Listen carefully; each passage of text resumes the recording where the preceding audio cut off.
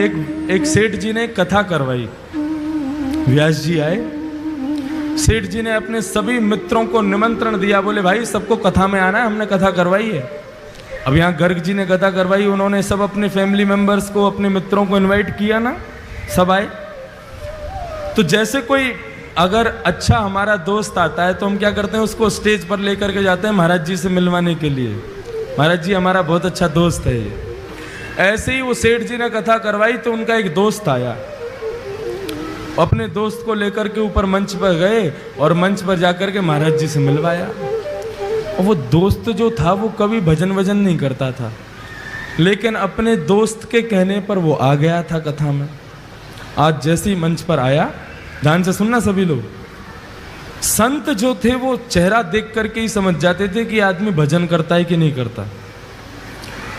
जैसे ही वो उनके पास आया तो जो वक्ता कथा कर रहे थे उन्होंने उससे कहा, वो सब तो ठीक है महाराज, आप थोड़ा भजन किया करो, आप भजन नहीं करते हो।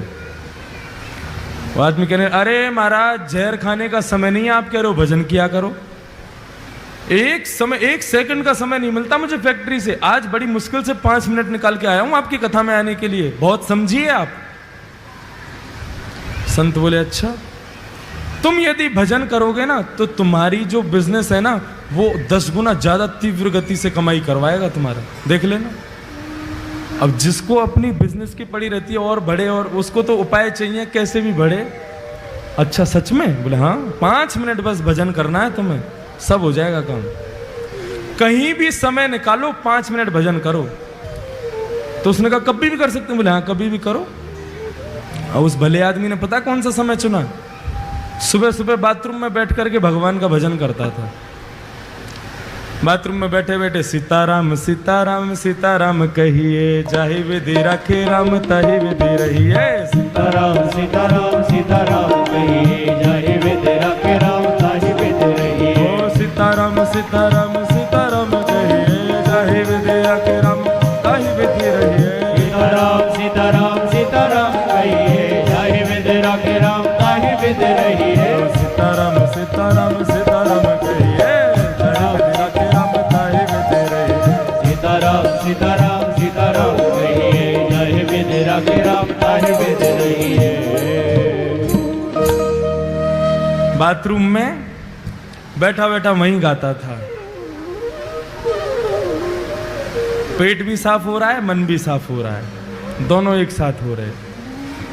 हनुमान जी का एक नियम है, जहां कहीं भी भगवान के भजन कीर्तन चलते हैं, प्रभु चरित्र सुनवे को रसेरा, प्रभु चरित्र सुनवे को रसेरा।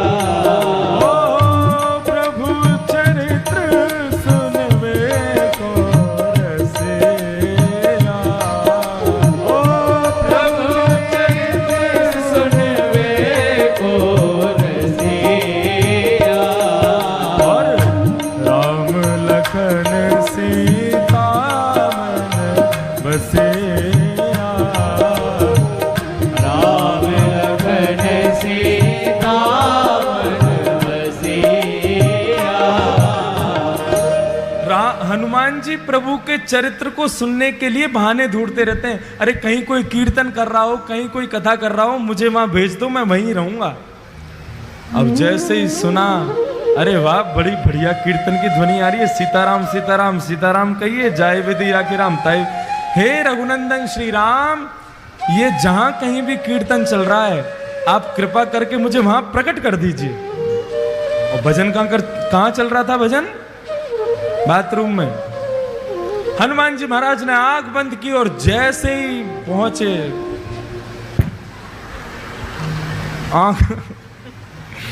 आंख खोल करके देखा, हनुमान जी महाराज का पूरा दिमाग खराब हो गया।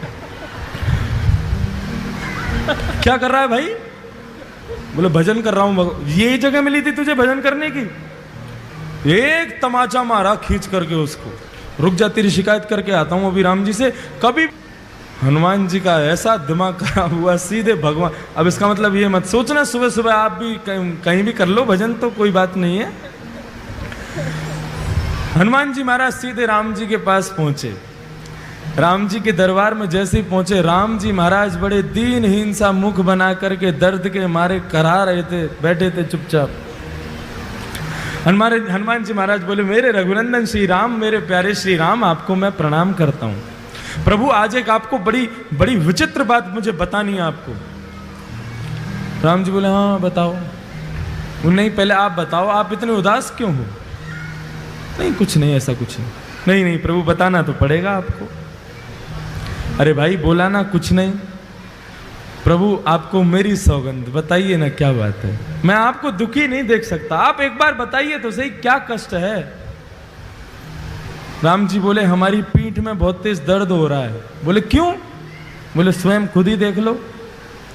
जैसे ही पीछे पीठ के पास गए, हनुमान जी बोले कहां देखना है? बोले हमारा अंग वस्त्र हटाओ। अंग वस्त्र जैसे ही हटाया महाराज, बानर के पंजे का निशान बना हुआ था वहां पर। हनुमान जी महाराज बोले, प्रभु किस बानर की इतनी हिम्मत हो गई, मेरे होते हुए आप पर प्रहार किया उसने? राम जी बोले, बस ऐसे ही है, कुछ लोगों को ज्यादा ही छूट मिल गई है। बोले नहीं नहीं प्रभु आपको बताना तो पड़ेगा, ये लगी कैसे आपको?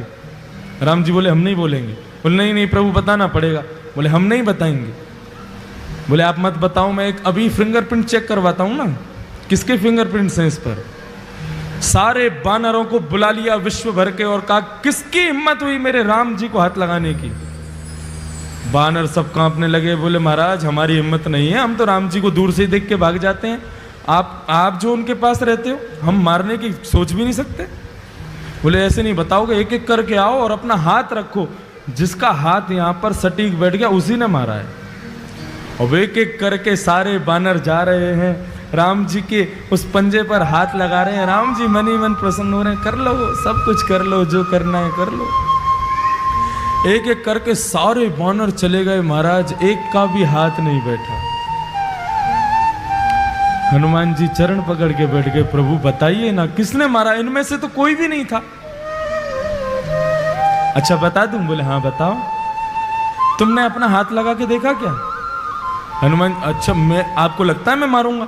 नहीं मैं मार तो नहीं सकते, पूछ रहा हूं तुमने लगा के देखा? बोले नहीं, एक बार देख के आओ। हनुमान जी महाराज पीछे गए, घबराने लगे, कांपने लगे। बोले मैं हाथ कैसे लगाऊं? और जैसे जैसे हाथ पास आता जावे वो वैसे वैसे मैच होता जावे। और जैसे ही रखा बिल्कुल उसी शेप का था जिस शेप का हनुमान जी का हाथ। हनुमान जी रोने लगे, प्रभु मुझसे ये अपराध कैसे हो गया? तब राम जी कह रहे हैं कि भक्त भक्ति भगवंत गुरु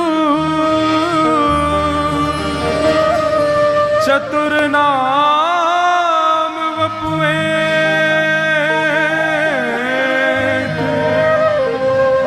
तिनके पग वंदन किए नाशहि विघ्न अनेक।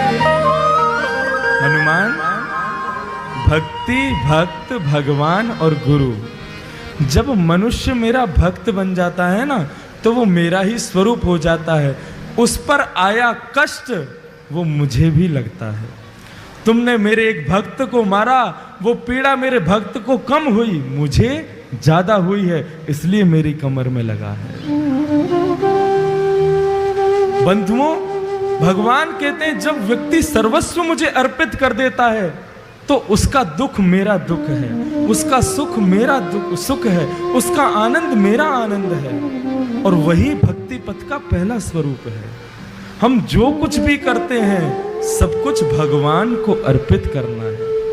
फिर दुख की घड़ी में भी वो तुम्हारे साथ है, सुख की घड़ी में भी वो तुम्हारे साथ है। ये भक्ति पथ का पहला मार्ग समझ में आ गया सब लोगों को?